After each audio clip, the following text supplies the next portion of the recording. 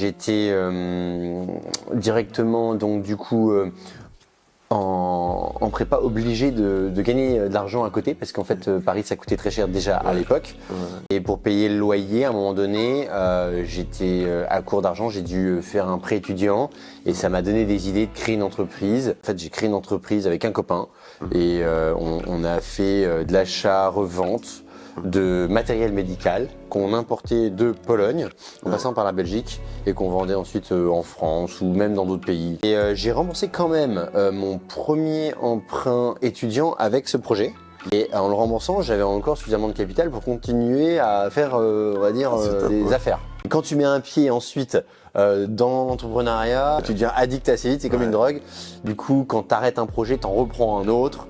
Et là, eh ben, écoute, il se trouve que un peu par hasard, donc c'était la période de Noël, je suis rentré donc à Nancy chez mes parents et mon père rencontrait des difficultés. Mon père, il est expert comptable. Il avait un petit cabinet comptable de 2-3 personnes, mais il avait fait un emprunt pour l'acheter à l'ancien expert comptable qui était parti à la retraite. Et à ce moment-là, il a perdu des clients avec la crise, donc très difficile de rembourser le crédit. Et j'ai gambergé en rentrant à Paris en janvier. Et je me suis dit, bah, le prochain projet, puisque je suis addict à l'entrepreneuriat maintenant, c'est un truc dans la compta.